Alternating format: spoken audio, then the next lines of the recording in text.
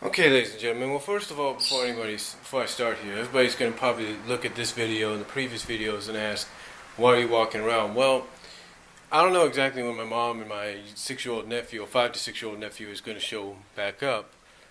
So I'm doing this as best I can. So if they do show up, I'll just turn this off and redo it later on, like when they're asleep or something. Um, but anyway, I want to talk about some wrestling news, and it comes out of all three promotions. First of all, let's talk with Ring of Honor. Apparently, their tournament to crown a new world's champion is going to be a 16-man tournament. And the final entry is one of the guys that's supposedly gone. In the last entrant is one of the guys that was supposedly gone from Ring of Honor. Was seen with his brother at a WWE live event, and now is in the tournament as the final entry, and that's Mark Briscoe. So it's going to be a 16-man tournament. It's going to start in, I think, about a week or so.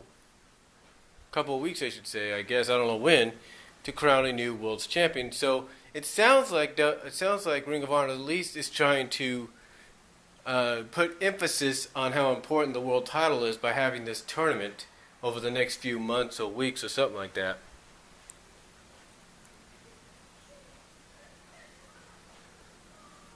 So,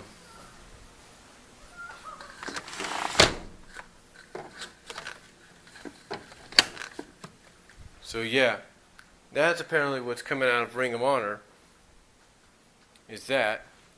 And then as far as TNA goes, it seems TNA's releases keep growing and growing. You know, we know Douglas Williams is gone. We know Matt Morgan, surprisingly, is gone. And now we got two more.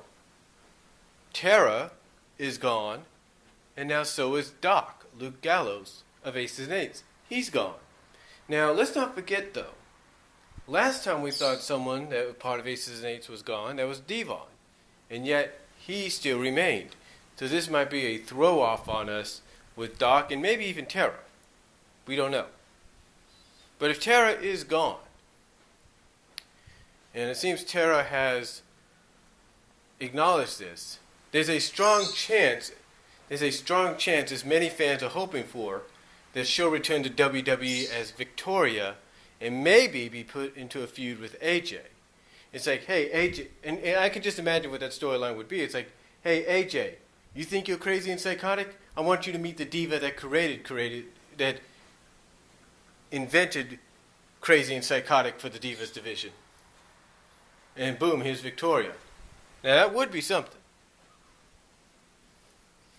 But anyway, that's what's coming out of TNA. Apparently Doc and Tara are the latest future endeavors of TNA Wrestling. Now a lot of people are wondering, why is TNA getting rid of so much talent and all that?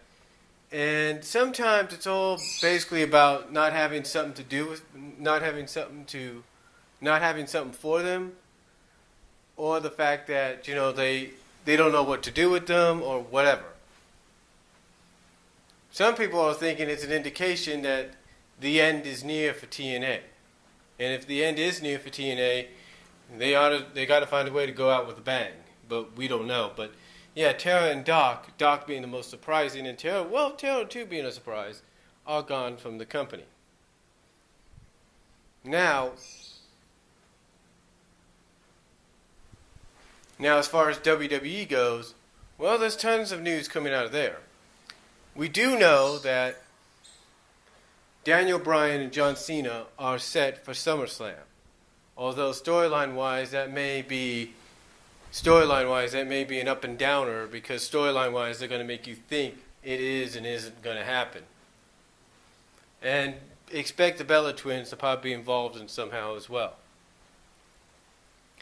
Now,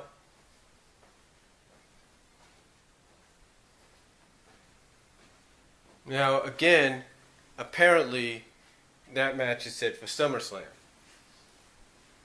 But that's not the biggest news coming out of WWE. No. See, there's an individual, apparently in the WWE offices, and not just one individual, but several individuals in the WWE offices, in the higher-ups, if you will, that are going on Reddit.com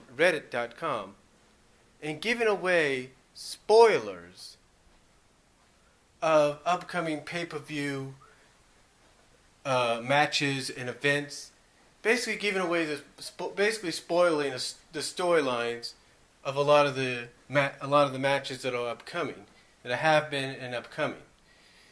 Several of the examples they said was something like Payback. There was some people.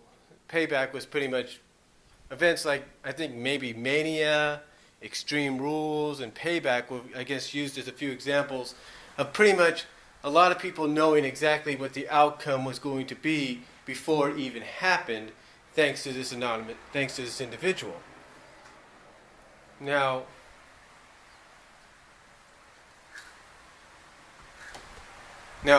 at first, a lot of people were questioning whether or not WWE knew of this individual or individuals that were doing this, and apparently they do. The only problem is those up in the WWE offices, can't nail down exactly who it could be or who the individuals are that are basically giving away spoilers and results and endings to storylines and matches that take place, at pay-per-views, if not on RHO'S and SmackDowns. They pretty much can't nail down just yet who this individual or group of individuals are that are giving away all this information that they're not supposed to. Which is why, at times, like let's say MITB, Money in the Bank, the two Money in the Bank winners were basically not, in the eyes of the fans, were unexpected.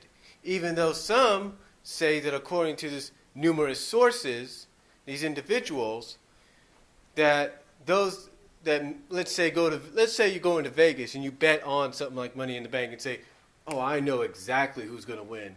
It's going to be Randy Orton, and I predict he's going to be standing all alone in the ring at the end. He's going to climb up and get the briefcase. That's pretty much what they're upset about, because people will pretty much guess exactly how it's going to end or know who's going to win in the end. And that is why WWE's not happy about this, but the thing is they can't nail down exactly who the individuals are that are basically giving away all the results and spoilers of storylines and matches that take place.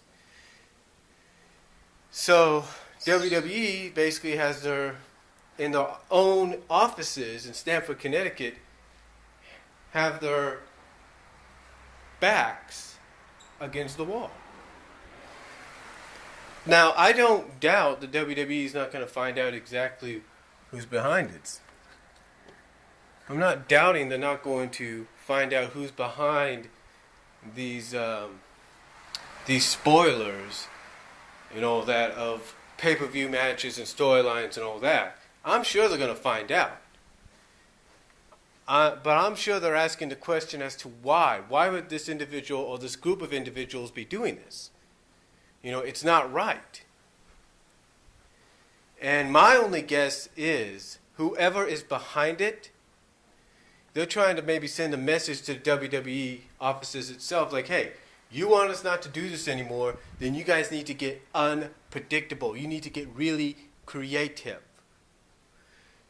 And they don't know who this group of moles or individuals are that are doing this, but again, I have no doubt that they're going to probably find out exactly who it is in the end. But you see, again, like I mentioned earlier, they don't like the fact that pretty much they're giving away exactly who's going to win, how it's going to happen. They don't like that.